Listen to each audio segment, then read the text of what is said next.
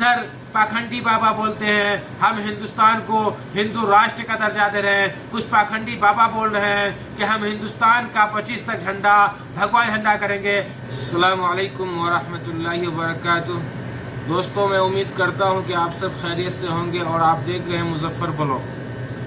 दोस्तों, न्यूज़ आज का शुरू करने से पहले मैं आपसे गुजारिश करना चाहूँगा कि अगर आप मेरे चैनल पर नए हैं तो प्लीज़ सब्सक्राइब कर दीजिए और बेल आइकन बटन को भी दबा दीजिए ताकि हर आने वाला वीडियो आप तक पहुंचता रहे मेरे दोस्तों। तो आज चलते हैं फटाफट न्यूज़ की तरफ। उससे पहले मैं आप लोगों को बताता हूं, थोड़ा बैकग्राउंड में आपकी आवाज़ आ रही होगी क्योंकि मैं दुकान पर बैठा हुआ इसलिए बैकग्राउंड से जो आवाज़ें आ रही हैं वो फ्रिज की आ रही है, बड़े बड़े एसी लगे हुए हैं उसकी आवाज़ आ रही है। दोस्तों, सबसे पहले आज का न्यूज़ है। आज राष्ट्रपति की गिनती है जो 21 तारीख है, आज उसकी गिनती है और पलड़ा भारी जो देखा जा रहा है। जो बीजेपी की तरफ से उम्मीदवार थी द्रौपदी मुर्मू जी और आदिवासी समाज से हैं, उनकी राष्ट्रपति बनना पक्का है मेरे दोस्तों। दूसरी तरफ हरियाणा में जो कांड हुआ है, जो एक डंपर ने डीएसपी के ऊपर चढ़ा दिया और उनकी मौके पर ही मौत हो गई मेरे दोस्तों। उस पर ना तो दलाल मीडिया ने कोई डिबेट किया और ना तो कोई चर्चा हुई, ना चर्चा का विषय बना मेरे दोस्तों, क्योंकि जिस राज्य में ये कांड हुआ है डीएसपी को रोन दिया डंपर से, उस पर ना तो कोई डिबेट हुई, ना उस पर कोई दलाल मीडिया वालों ने चर्चा की मेरे दोस्तों।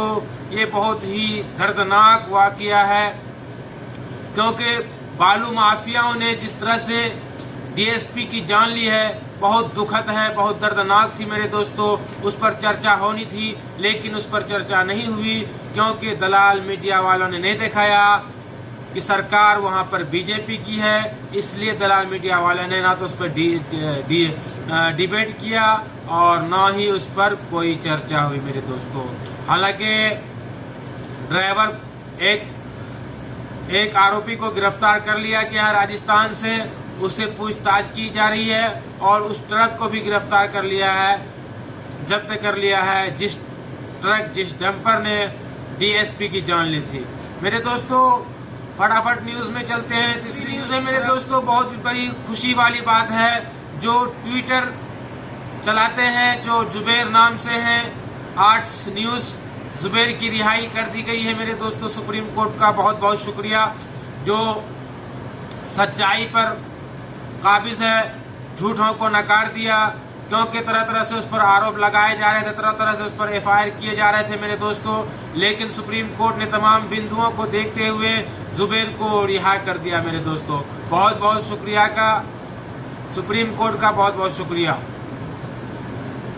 दोस्तों, फटाफट न्यूज़ में चलते हैं आज तीसरी न्यूज़ की तरफ। एक कर्नाटक से बहुत ही दर्दनाक हादसा हुआ मेरे दोस्तों। इस हादसे में एम्बुलेंस, तो दोस्तों इस वीडियो को नहीं दिखा सकते हैं कि क्योंकि इस वीडियो को यूट्यूब वाले नहीं दिखाएंगे क्योंकि कमज़ोर दिल वाले को कुछ परेशानियां हो सकती है, हार्ट अटैक को यूट्यूब पर नहीं चला सकते हैं क्योंकि बहुत दर्दनाक हादसा है, इसलिए मैं आपको फ़ोटो शेयर कर रहा हूँ।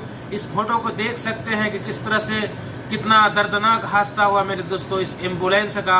और एम्बुलेंस में जो आदमी बैठे हुए थे और जिस तरह वो हादसा हुआ है, एक पिलर पे जाके टकरा जाता है, वो कब्ज से बाहर हो जाता है, इतनी स्पीड थी। और रोड में भी बारिश के चलते जो रोड गीला हो चुका था, जिसकी वजह से बड़ा एक फेल था, क्या था। लेकिन दोस्तों, जो वीडियो सामने में आई हो, वीडियो देखकर आपके रूह कांप हो जाएंगे क्योंकि जो एम्बुलेंस के अंदर में जो भी आदमी थे, इतनी दर्दनाक हादसा हुआ कि वो आदमी बिल्कुल बाहर चले आए, टोटल सब आदमी बाहर छिड़क के मर गए दोस्तों, क्योंकि हादसा ही इतना दर्दनाक है मेरे दोस्तों। इसलिए मैं आपको फोटो शेयर कर रहा हूँ, वीडियो को देखिए कि कितना दर्दनाक ये एम्बुलेंस का हादसा हुआ दोस्तों। अब अगले न्यूज़ की चलते हैं। ये बाबा आतंकी को देखिए, ये कह रहे हैं 2025 तक हम हिंदुस्तान का जो तिरंगा झंडा है हम उसको भगवा झंडा करने के लिए जा रहे हैं। 2025 तक बता रहा है हिंदुस्तान का झंडा होगा भगवा। इस पर ना तो एनएसए लगा है, ना तो UAPA लगा है इस पर, ना तो इस पर कोई कार्रवाई हुई है। और ये लुलु मॉल के आगे जाकर वो अंदर जाने की कोशिश कर रहे थे हनुमान चालीसा पढ़ने के लिए। पुलिस वालों ने रोका और जो पुलिस वालों ने रोका है उस पर धक्का मुक्की भी की है उन्होंने, लेकिन उस पर ना तो कोई कार्रवाई हुई है मेरे दोस्त, ना तो उस पर कोई कार्रवाई हुई, ना तो उनकी गिरफ्तारी हुई मेरे दोस्तों। ऐसे आतंकी बाबाओं को जेल के सलाखों के पीछे होना चाहिए। इसके पीछे किसका हाथ है समझ से बाहर है मेरे दोस्तों। ऐसे ऐसे नफरती बाबाओं को जेल के पीछे होना चाहिए दोस्तों। इसी तरह से राज्यसभा में हंगामा की गई है और इस वीडियो को आप देखिए।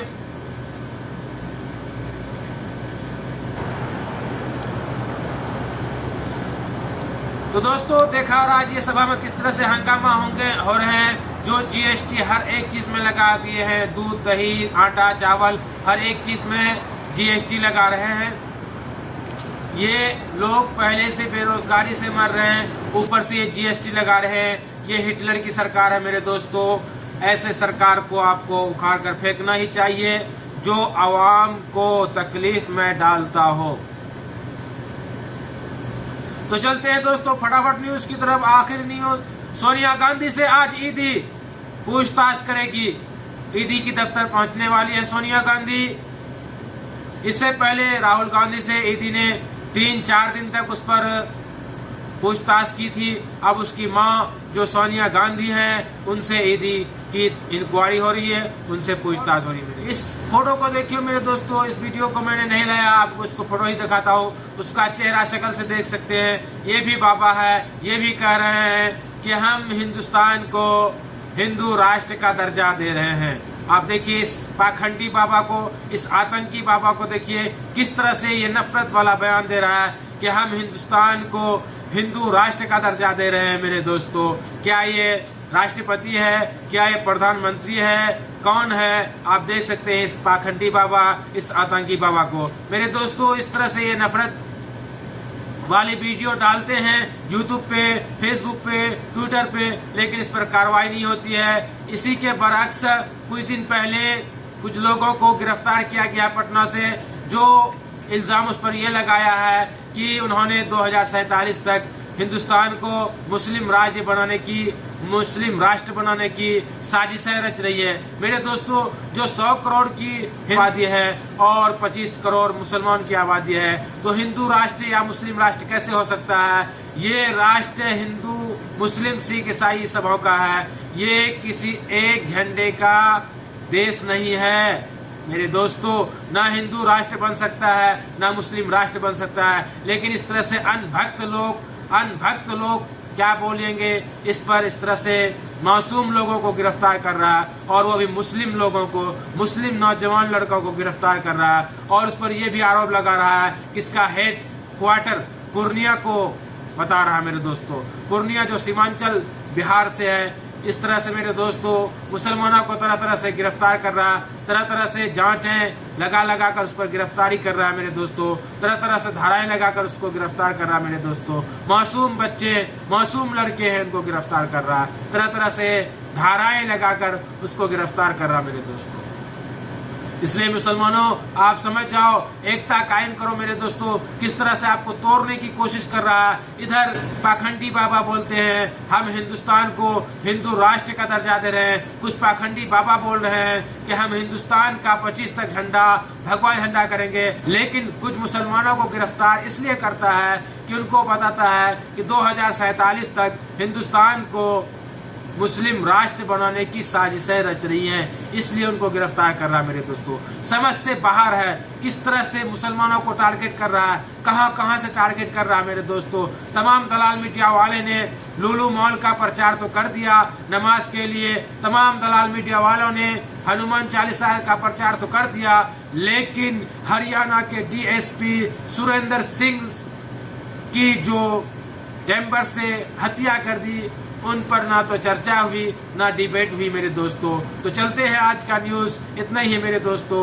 अगर आप मेरे चैनल पर नए हैं तो प्लीज़ सब्सक्राइब करते हुए जाइए ताकि आपके भाई का एक और सब्सक्राइबर बढ़ जाए। अल्लाह ताला आप लोगों को जज़ाए खैर दे। आमीन या रब्बल आलमीन।